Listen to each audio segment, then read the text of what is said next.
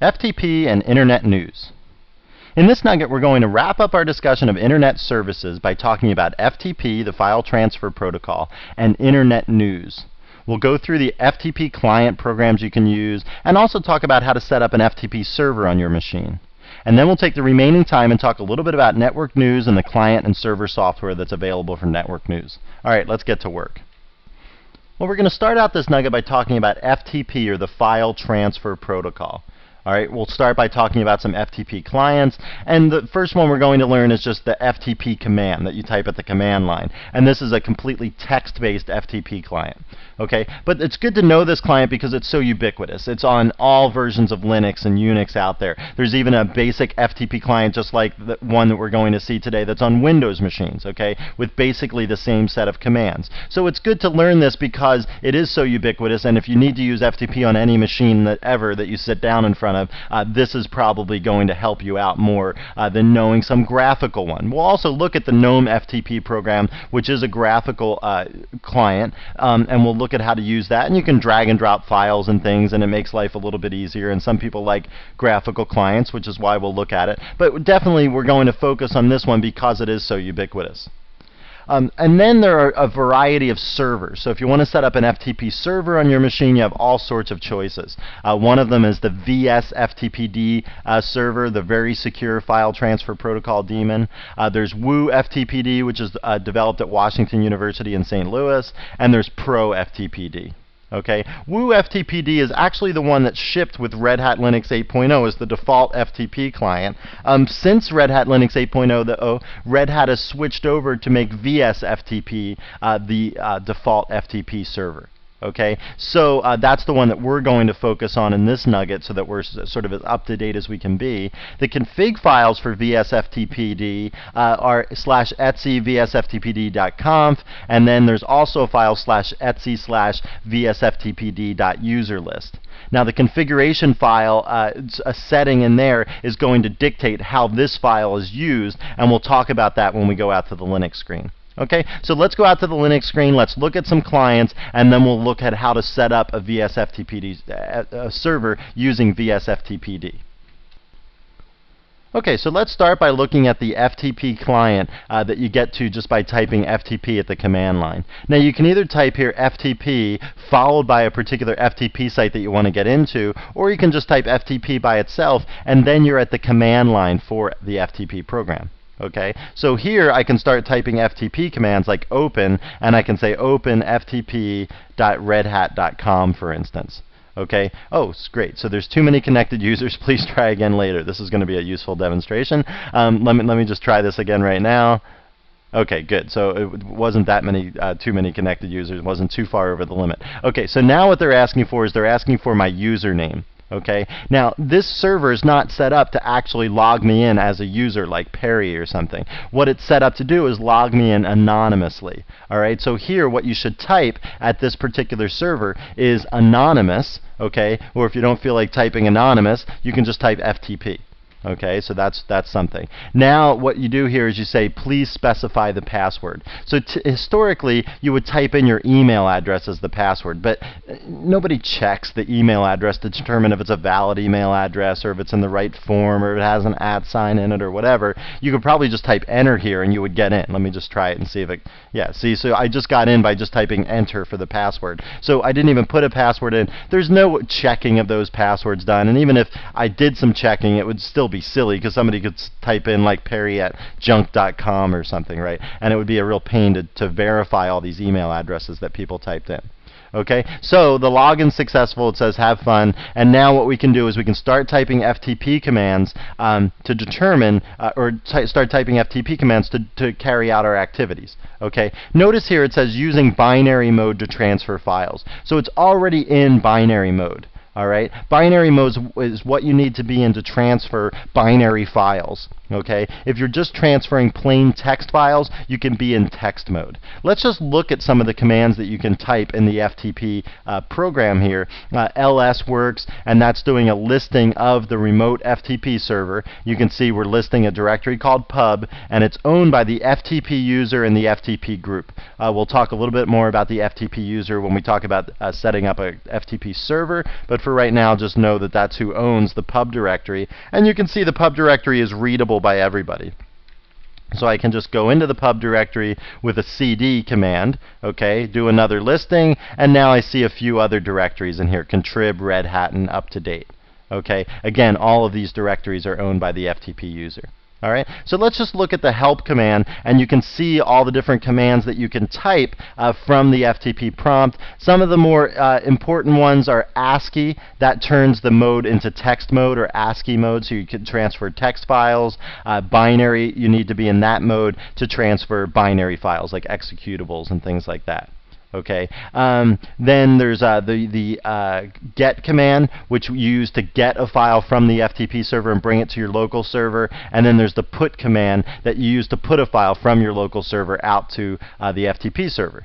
Okay, so you know, there's all sorts of other commands in here. You can go through them to check things out. Remember too that if you precede a command by an exclamation mark, that runs it on your local machine. So here, if I say exclamation mark ls, that's going to do a listing of the directory that I'm in on my local machine. Okay, so if I say exclamation mark pwd, that's going to give the working directory of my local machine. Whereas if I type pwd without the exclamation mark, that'll give the working directory of the FTP server that I'm logged into. Okay, so that's a useful command to know, is that exclamation mark. Otherwise, the commands are pretty straightforward, and you can check things out as you want to, you know, as you need to use FTP.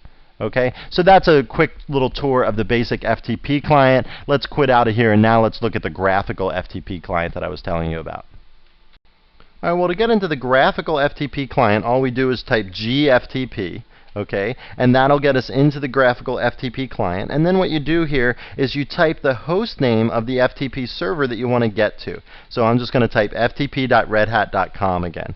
Okay, so, okay, great. So now we're getting that too many connected users, try again later. It says, notice it says waiting 30 seconds until it can connect again. Okay, so what it'll do, if I just sit here and wait, it will try again in 30 seconds. I'm just going to go up here and click the stop button so that I can just go to another website and just show you what's going on here. So what we'll do is we'll go to debian.org.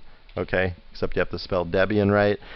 Okay, so you type ftp.debian.org, and now it's trying that particular server. It logged me in as an anonymous user, and now the same sort of thing. Okay, over here is our window at debian.org. Over here is my home directory, home Perry.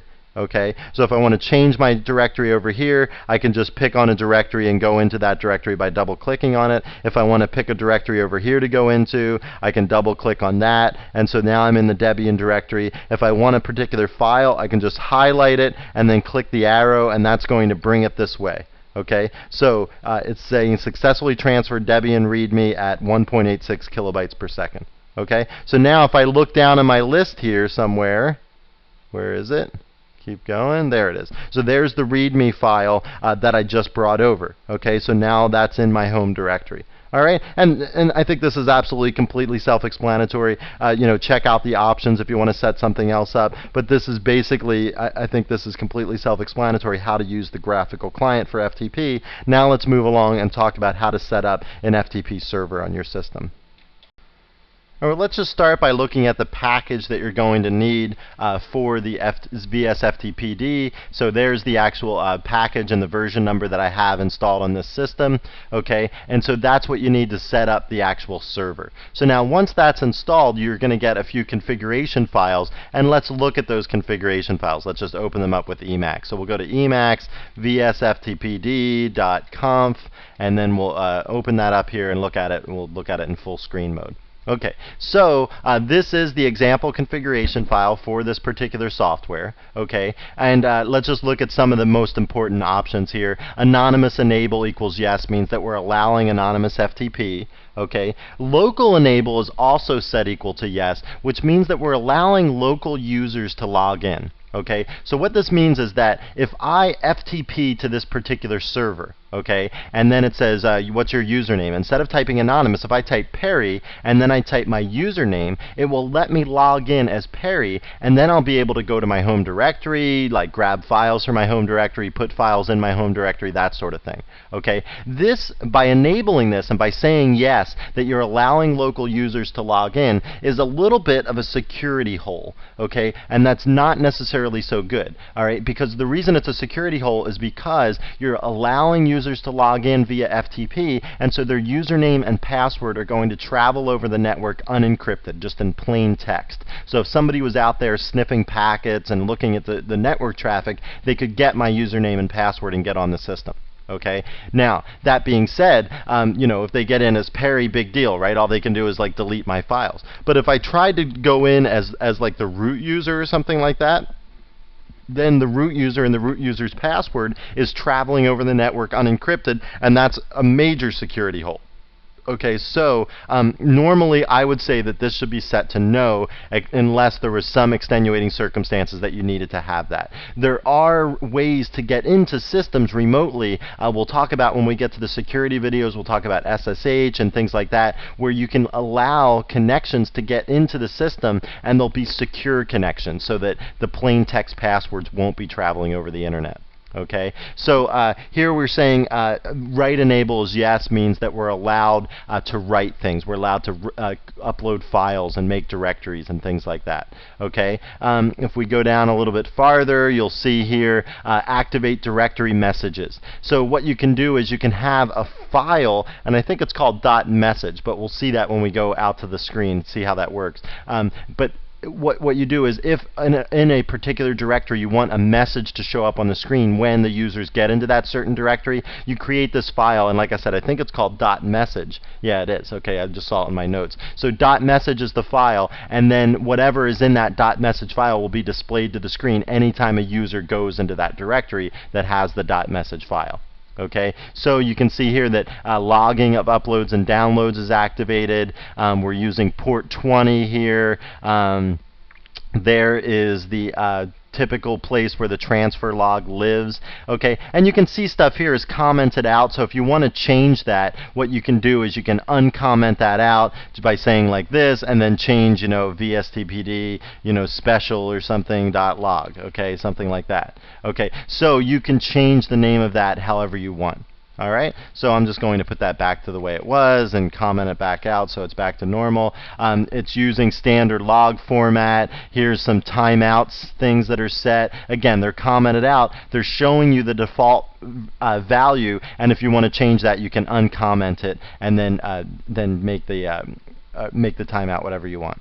Okay, so that's that's the configuration file. There's some other lines in this configuration file that you can look at. They're pretty self-explanatory. There's good comments and so on. There's also a man page or an info page for vsftpd.conf, so you can look at that to see all the different directives that you can put in. Make sure that if you put in a directive into this particular configuration file, you put the name of the directive, like write enable, no spaces, then an equal sign, and then no spaces again, and then the value of the directive. Okay. There can't be any spaces between the name of the directive, the equal sign, and the actual value that you're setting it to. All right, so that's the vsftpd.conf file. Now let's look at another file here that's called vsftpd user list. Okay, so I'm going to pull up this file now, which is also in the etc directory, and this file is a list of users that are absolutely positively not allowed to log on to the system. Okay, so even if I had enabled users to log into my system, like I could log in as Perry or something like that, I would not be allowed to log in as any of these particular users. Okay, so if there was a directive in that particular configuration file that said user list underscore deny equals no, then this would actually turn into allowing users in this file. So this would turn into like the users that are allowed to log into my system. So make sure you don't put that directive in that file if you leave this the same, because then like the root user is going to be allowed to log in via FTP. Okay, so that's just another configuration issue there, and this is another file that gets used. Notice here also that there's another configuration file that the PAM config also checks. We don't even know what PAM is yet. We'll talk about that when we get to the security videos and a couple nuggets down the road. All right, well now what we need to do is we need to actually enable the service. Okay, so notice here we're in the etc directory in the etc zinetd.d directory.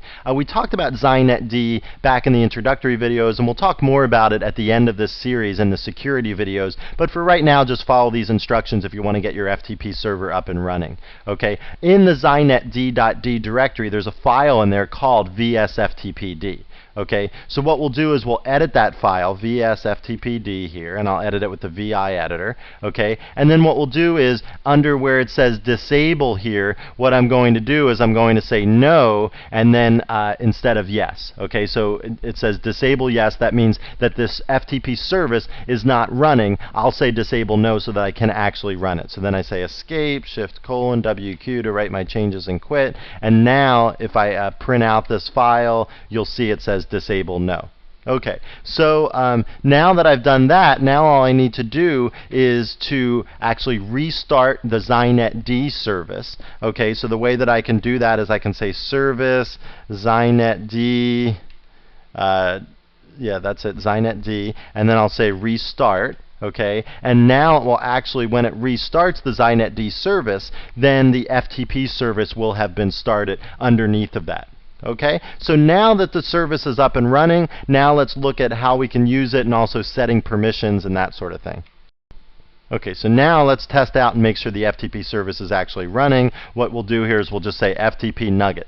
Okay, so notice the messages here: ready dude, beat me, break me, whatever. These are, you know, obviously in some configuration file somewhere you can page through and find where you can set these configuration messages. For right now, I'm just going to actually log in and use the system. So I'm going to log in as Perry, remember, because we actually had user logins enabled. Okay, and I'll say, I'll give my password, and now I'm in the system. I'll do pwd, and notice it put me right in my home directory. So if I do a listing there, I can see the files and directories in my home directory, and I can, you know, upload and download as I need to. Okay, so let me just quit out of here. Now let's FTP to Nugget again, but this time I'm just going to log in anonymously. Okay, so FTP, anonymous, and now I'm logged in. Let me do a pwd there. Now it says I'm in the / directory. I'm in the root directory. I'm not actually in the root directory though. I'm in a directory called var FTP. Okay, so if I look in here, there's bin, etc, lib, and pub. These are all under /var/FTP. But when you go in as an anonymous user, it uses the change root command, and we learned that back, I think it was in the rescue videos. We learned the change root command, and what it's doing is it's saying change the root directory from the regular root directories to /var/FTP. That way the anonymous user can't have access to anything in the file system except the stuff under /var/FTP, and these are the directories under var FTP. Okay, now what I want to do is I want to go back and review the permissions that were set for these directories and just double check to make sure with you that your permissions are set right for these things, so that if somebody does come in as the anonymous user, they're not going to be given some extra permissions that they shouldn't be. Okay, so let's quit out of here, and now let's just review these directory permissions. All right, so you can see here that we're in the /var/FTP directory. If I do a long listing on this directory, you'll see 4 subdirectories. And these were the same 4 subdirectories we just saw when we logged in as the anonymous user to Nugget, to the FTP server that we're running now on Nugget.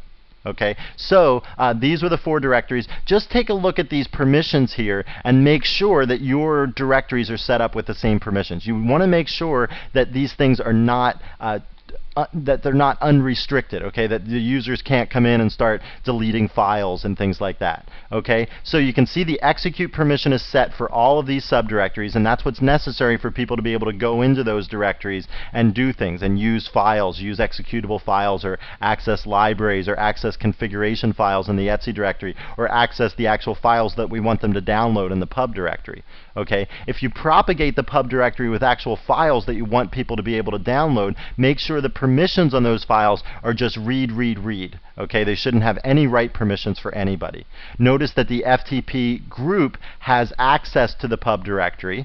Okay, and the and otherwise the root is the owner of that directory, and that's why these are writable. Okay, so unless somebody logged in as root, which they're not allowed to because that configuration file disallowed root user logins, then only if you're logged in as root via some other method, like I am right now, and not via FTP, will I be able to write things into these various directories. Okay, so you just have to make sure that the permissions are set up correctly. FTP is a potential source of problems developing because you're letting anonymous users onto your system. So what you need to make sure of is that those anonymous users are not going to have any permissions that they shouldn't have, but remember that they're only going to be able to access this particular part of the file system, because when they logged in as an anonymous user, that change root command happened to make var FTP the actual root of their file system. That's the file system that they see when they log in as the anonymous user. All right, well, in our remaining time, let's just talk a little bit about network news and the software and things that are involved with getting a network news server and client to work on your machine.